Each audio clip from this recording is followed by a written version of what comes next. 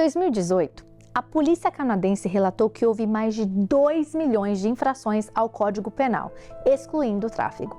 Quase 70 mil a mais do que em 2017. Foram 5.488 incidentes para cada 100 mil habitantes. O Índice de Gravidade de Crime, o IGC, utilizado pela polícia para medir o volume de delitos, aumentou 2% em 2018. O que está por detrás do dramático aumento de crimes violentos em nossa sociedade? Onde vamos parar?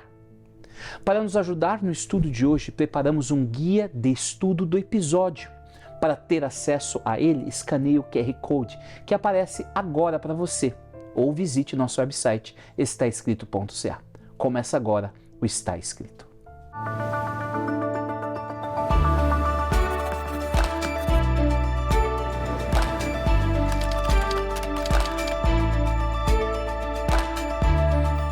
Fonte de inspiração e conforto por séculos, iluminando o caminho para uma vida plena. Está Escrito. Apresentando Jesus, aquele que ama, liberta, cura, capacita e envia pessoas para cumprir a missão do reino.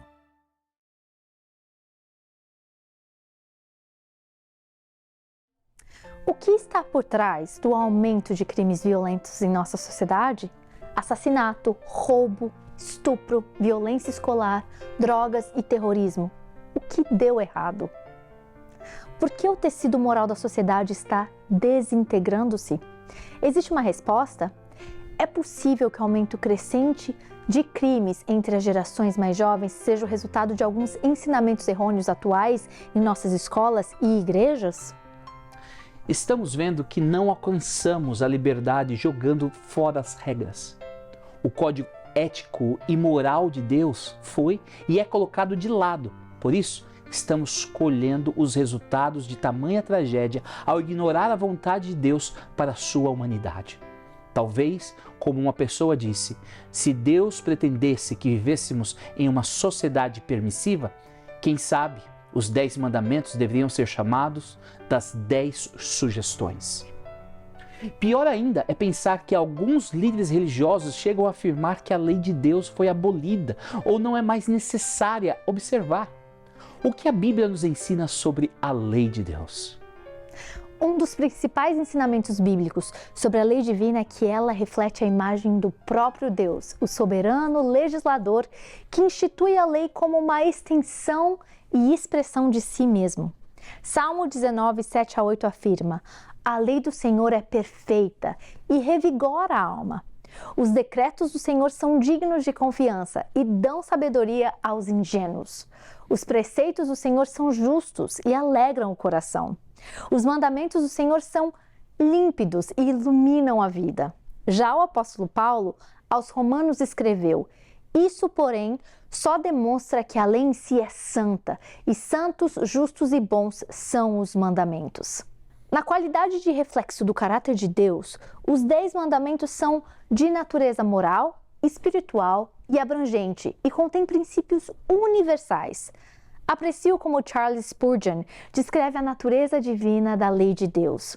Sua perfeição é uma prova de sua divindade.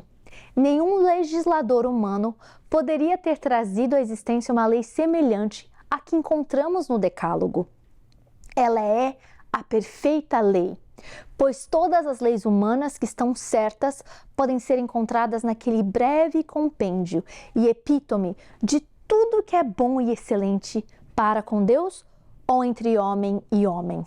A realidade é que sem os 10 mandamentos, as pessoas não podem ver claramente a santidade de Deus, sua própria culpa ou a necessidade de arrependimento.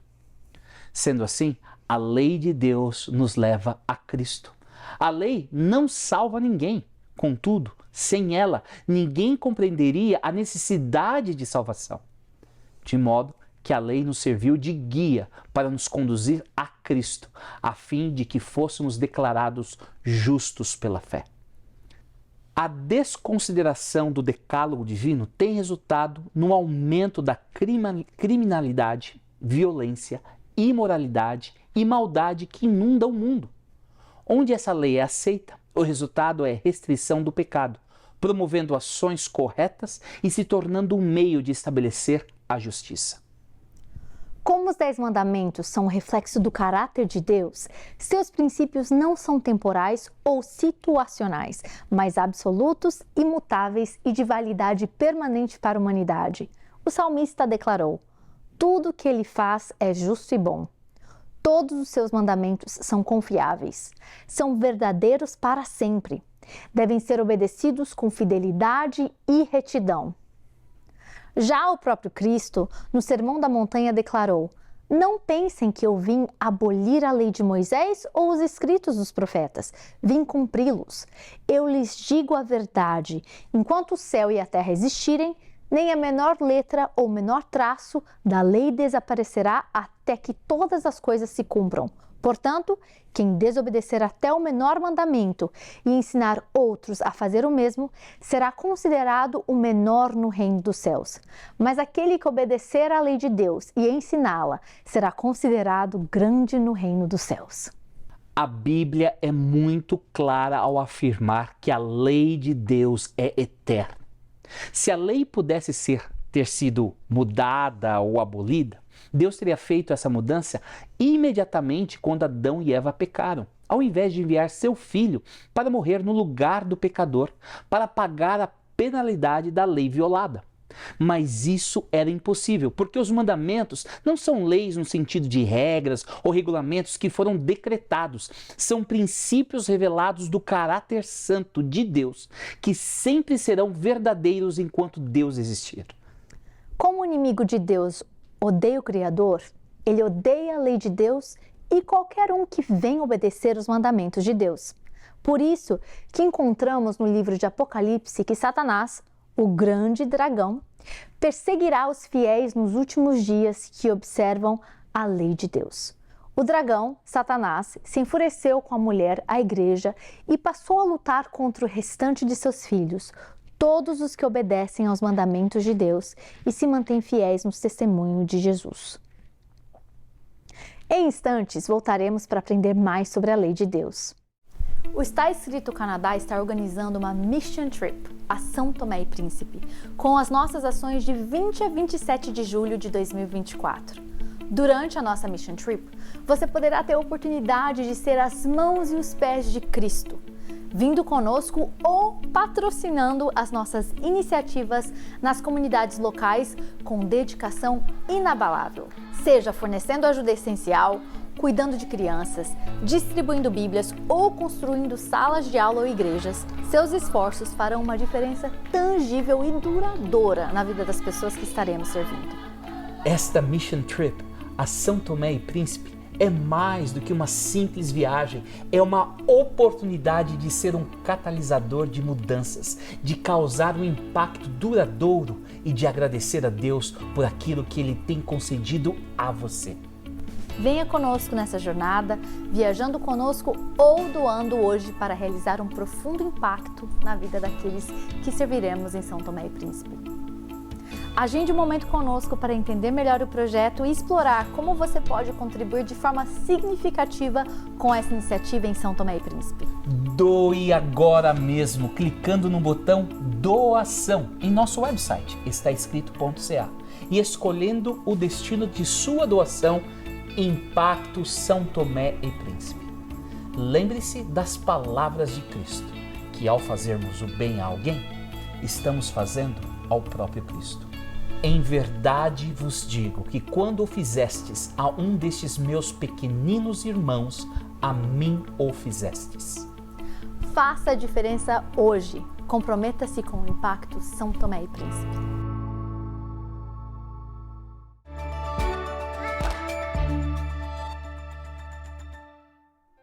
Seja muito bem-vindo, muito bem-vinda a mais um programa do Está Escrito Canadá.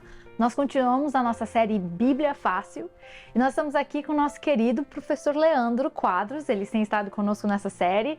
E eu queria te fazer uma pergunta, você é bem conhecido pelo seu programa Na Mira da Verdade, um programa muito incrível da Rede Novo Tempo. Há quanto tempo você tem trabalhado na Rede Novo Tempo? Pois olha, Rebeca, eu estou na Novo Tempo, eu trabalhei por 20 anos, digamos assim, mais vinculado à instituição, Nos últimos 4 anos, eu só apresento na Mira em português e em espanhol, mas somando tudo, 24 anos. Estão fazendo 24 anos aí de Novo Tempo. Cheguei lá com 20 anos de idade, então já sabem a minha idade agora. É uma vida. É uma vida, uma vida. E hoje a gente tem pela primeira vez o pastor Jefferson. Seja muito bem-vindo, pastor Jefferson. Há quanto tempo você está no ministério? Aonde você está trabalhando agora? Fala um pouquinho pra gente. Tudo bem. Pastor, eu iniciei meu ministério em 2013 em Santa Catarina. Fiquei 10, 11 anos como pastor distrital lá em Santa Catarina. Em 2021 me mudei para Columbus, Ohio. Então fui pastor auxiliar da Igreja Brasileira de Columbus. E desde fevereiro, dia 10 de fevereiro, eu assumi a Igreja Brasileira aqui em Toronto. 10 de fevereiro de 2024. 2024. Então só há pouco tempo aqui. Que bênção. E se alguém quiser visitar a sua igreja, conhecer você pessoalmente, estudar a Bíblia com você, como que eles fazem para entrar em contato com a igreja e com o senhor? Pastor, há duas maneiras. Primeiro é indo até a nossa igreja. O endereço fica bem no centro de Toronto mesmo, 122... Mímico Drive, né? Mímico Drive. 122 Mímico Drive é uma igreja muito bem localizada, uma igreja muito animada, pessoas muito felizes, receptivas, e você vai ser bem-vindo lá na nossa igreja também. E a outra é a nossa rede social. Nós temos um canal no YouTube, nós temos a rede social também no Instagram, você pode seguir a gente. É Toronto, iasd.to, que é a Igreja Adventista de Toronto. E hoje nós vamos falar de um assunto muito importante. A gente vai falar sobre a lei de Deus, né? Nós chegamos nesse momento do nosso estudo que estamos compreendendo as verdades de Deus, né? E chegamos nesse que é um pilar, né, de Deus. E eu gostaria de perguntar, como a Bíblia descreve a lei de Deus? Qual que seria o caráter da lei de Deus? Pois olha, a lei, ela tem muitas definições bonitas sobre a lei, especialmente no Salmo 119. Mas aqui em Romanos 7:2, nós temos uma definição da lei que ela é fundamental para compreendermos tanto o caráter de Deus quanto o propósito e a origem dessa lei. Então diz assim, de maneira que a lei é santa e o mandamento santo, justo e bom. Olha que interessante, falando da lei de Moisés e dos aspectos morais dessa lei, a Bíblia diz que a lei é santa, justa e boa. Isso é uma transcrição, um reflexo do caráter do legislador dela. Isaías 33:22 diz que Deus é o legislador. Então a lei tem o caráter de Deus. É por isso que o Salmo 119, 142, 152 fala que ela é eterna. Ela tem que ser eterna porque ela é uma transcrição do caráter de um Deus que é eterno. Então, esse é o caráter da lei. Ela é eterna como é eterno o seu legislador. E ela é santa, justa e boa. Ela não é um meio de salvação, vamos ver isso aqui. Mas ela é um reflexo do caráter daquele Deus que nos salva por sua graça. Bem. Pastor, eu estava também pensando que a lei, a gente pode até confundi-la e achando que a lei ela foi dada somente ali no Monte Sinai, ou foi dada nesse momento para o povo, um povo específico, né? Mas na verdade essa é uma lei de um legislador e de alguém que nos ama, que nos protege, nos cuida, é uma lei para nos proteger. Por isso que ela, talvez nos aspectos que a gente pega a lei, a gente vê tantos não, não, não, isso pode assustar alguém, pensar assim que é a lei que proíbe a gente fazer tal coisa, ou não impede a gente de exercer o nosso livre-arbítrio. Mas quando a gente estuda a lei, a gente percebe que ela não foi dada apenas para um povo, num período específico dessa terra, mas ela acompanha a história desse mundo desde a criação, desde o Éden. E Gênesis já declara que desde o início da criação há essa intenção de Deus de, ao criar esse mundo para a gente, ele estabelecer leis naturais, leis morais que ajudariam o ser humano a ter uma vida feliz, não só no relacionamento com Deus, mas também com o nosso ser humano, o nosso próximo. Tem um texto, pastor, que eu lembrei em Gálatas 4, que fala assim que a lei foi dada 430 anos depois. E muitos cristãos sinceros pensam que a lei, por causa disso, só veio a existir no Sinai. Mas Paulo não está falando disso. Verdade. Na verdade, no Sinai, ela passou a existir de maneira escrita. Mas ela sempre existiu, porque ela é o reflexo do caráter de um Deus eterno. E antes do Sinai, nós percebemos que a lei já existia. Por exemplo, por que Caim foi considerado homicida em Gênesis 4? Se não tinha uma lei escrita, não matarás. Porque a lei já existia como princípio. Né? Por que em Gênesis 2, 2 e 3, por exemplo, vemos que Deus já deu o sábado para os nossos primeiros pais. Era transmitido de forma oral, então já existia. Mentira, roubo, adultério, todas essas transgressões são consideradas transgressões antes da lei ser dada de forma escrita no Sinai. Então a alegação de muitos, né, a lei foi criada por Moisés ou dada após o Sinai, ela realmente não é válida, né? Verdade. Eu penso que até carece, quem sabe, a ajuda de vocês para a gente definir, porque eu sei que a Bíblia fala a lei e os profetas. Eu acho que quando a palavra de Deus usa a palavra lei, ela pode ter alguns sentidos diferentes, mas o que a gente está tratando aqui é algo bem único, né? E quem sabe, acho que vale a pena a gente definir do que a gente está tentando focar e estudar. Certo, ó, mesmo que a palavra lei, ela englobe todas as instruções de Deus, sejam de ordem moral, cerimonial, civil e religiosa, nós estamos focando aqui no decálogo, né? E por quê? Porque o decálogo é a parte moral da lei. E quando nós falamos em algo moral, significa que é eterno e transcende a cultura. Então nós estamos focando nisto, nesta parte da lei que tem a ver com a moral e que está resumida nos 10 mandamentos, em Êxodo 20 e em Deuteronômio capítulo 5. Interessante vocês falarem, né, que a lei reflete o caráter de Deus. Eu penso primeiro, não matarás, né? Por que a gente tem que ter tanta lei, os nãos? Mas na verdade, Deus é o doador da vida. Quando ele diz não matarás, ele está dizendo, vamos amar a vida, como eu sou provedor, sejam imitadores de mim. E quando você entende essa expansão da palavra de Deus, é um pouco diferenciado do que pensar, só são mandamentos e decretos, são princípios, valores. E quando Deus usa, Rebeca, o não, é porque por 2 motivos. Primeiro, por trás do não de Deus há uma bênção. Né? Os nossos pais, quando nos diziam um não, é porque vai nos proteger. E segundo, Deus é muito didático. Né? O povo de Israel tinha saído da escravidão egípcia. Eles eram acostumados no grito, no chicote. Então, para eles entenderem a vontade de Deus, ele tinha que se manifestar dando nãos, e ele tinha que manifestar esta lei lá no Monte Sinai, o monte fumegando, tremendo com a presença dele em Êxodo 19, para eles entenderem que aquilo ali não era qualquer coisa, que era uma lei muito importante. Eu fico pensando se uma vez uma pessoa me falou isso, se a gente escolhesse apenas uma das 10 leis e se todo mundo resolvesse seguir à risca essa lei, apenas uma, por exemplo, honrar pai e mãe, como seriam as famílias do mundo? Seria uma maravilha, todo mundo respeitando pai e mãe nos relacionamentos. Se ninguém mentisse no mundo, como seria? Se ninguém roubasse, se ninguém tivesse inveja, enfim, tantas coisas que envolvem a lei. E a lei, ela foi realmente dada como um presente de Deus para nós. Apesar de alguns entenderem que ela nos impede de sermos felizes por ter tantas proibições, como foi falado, ela acaba nos ajudando a entender alguns propósitos nossos aqui na Terra, mas também nos ajudando a nos relacionar melhor com o nosso semelhante, como eu falei lá no início. E eu fico impactado em saber que essa lei é uma lei que realmente ela nos protege daquilo que nós mesmos podemos cometer e a gente nem sabe. Se deixar por nós mesmos, quanta coisa ruim a gente não faria para os nossos filhos, nosso cônjuge, quem sabe nossos semelhantes. E a lei ajuda a gente a ter um norte de relacionamentos saudáveis aqui nessa terra e de um plano ideal de felicidade que Deus permitiu que a gente tenha aqui no meio do pecado. Isso que o pastor falou está claro aqui no Salmo 119, 165. Grande paz tem os que amam a tua lei, para eles não há tropeço.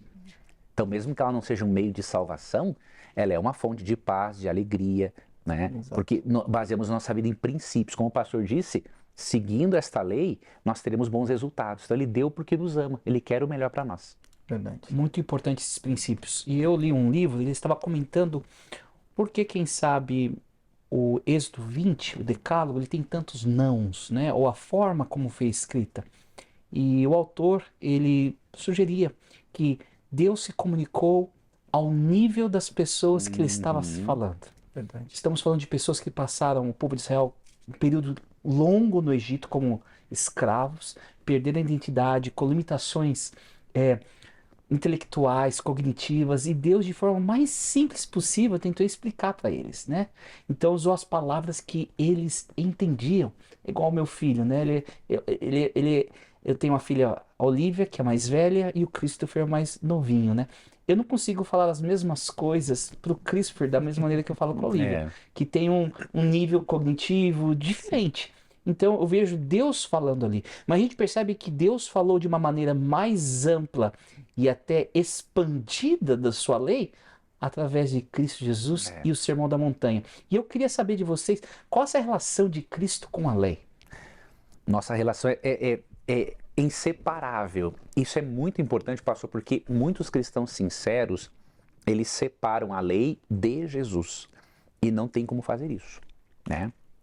Por exemplo, em Mateus 5:17 a 19, que é um texto muito forte, no contexto do Sermão da Montanha, ele fala assim: não penseis que vim revogar a lei e os profetas, não vim revogar, vim cumprir. O termo grego plero quer dizer completar, encher, e ele passa realmente a dar o verdadeiro sentido de vários mandamentos em Mateus 5:7.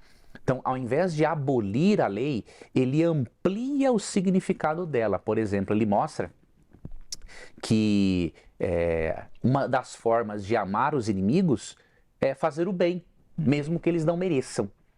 Ele mostra, por exemplo, a relação de adultério, não é só na questão do ato em si, mas procure preservar a sua mente antes. Então veja, ele não muda a lei de Moisés, ele só o quê? Amplia o significado.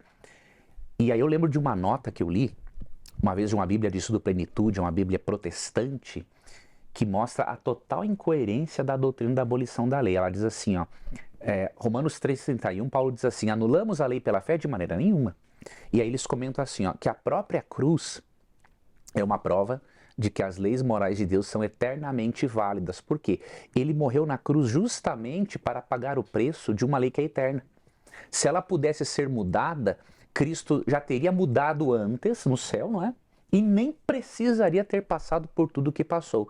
Então, na cruz, Cristo morre, porque existe uma lei eterna que foi transgredida e nós não podemos pagar por essa dívida, né? Então, quando ele morre na cruz, ele prova a eternidade da lei e ele prova também que eu não posso ser salvo por minhas obras. Verdade.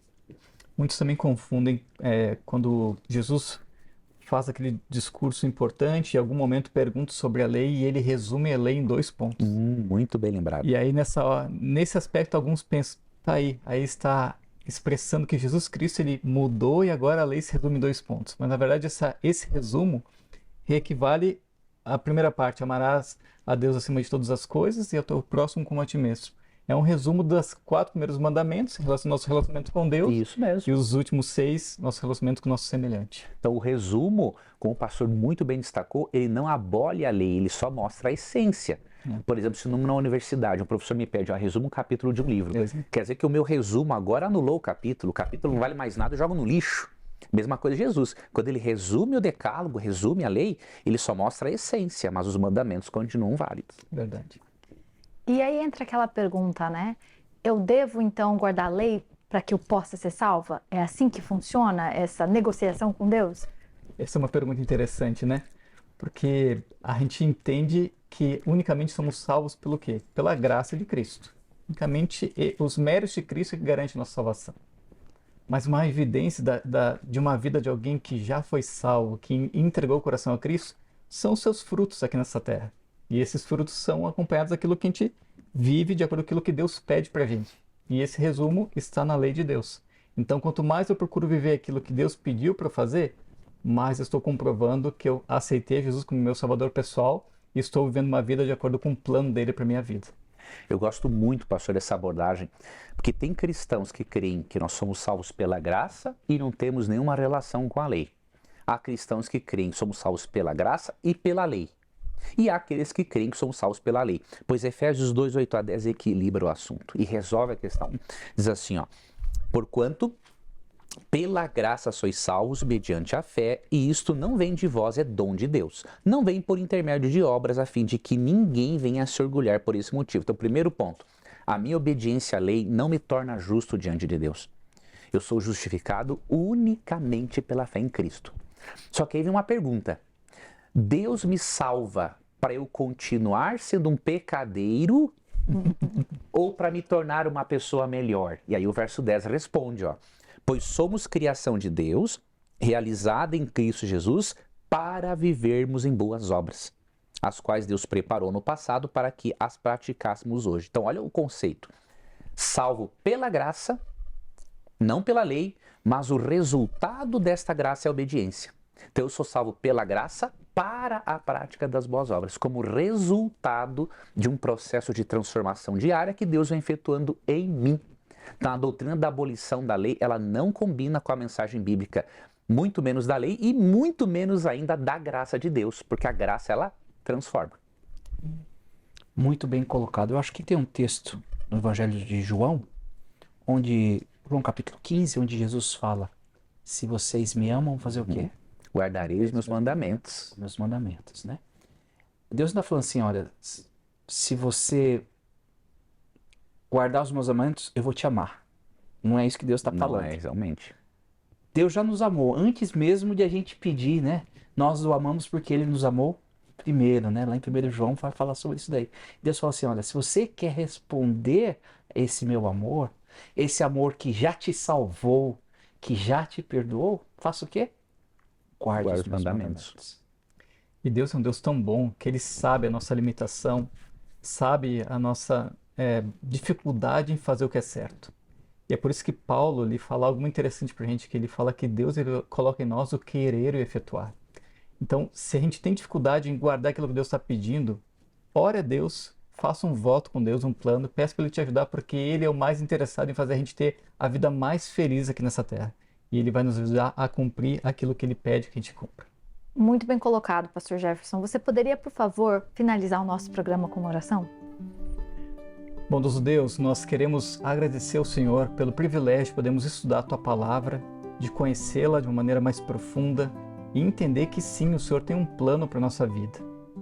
Nos ajude, Pai, a Te buscar cada dia mais, a entender melhor esses caminhos, para a gente fazer da nossa vida e da nossa família uma vida ainda mais feliz. É em nome de Jesus que oramos. Amém. Amém.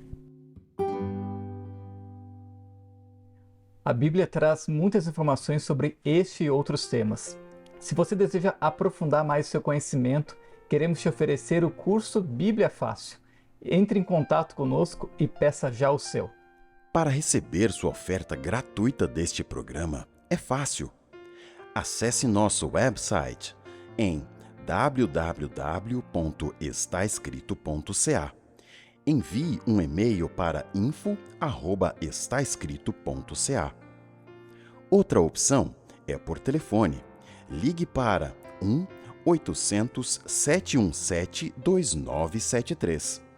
Ou até mesmo enviando uma carta para Box 2010, Oshawa, Ontário, L1H 7V4. Bem, eu espero que você possa estar conosco na próxima semana. Até lá, lembre-se, está escrito: uma pessoa não vive só de pão, mas de toda a palavra que vem da boca de Deus.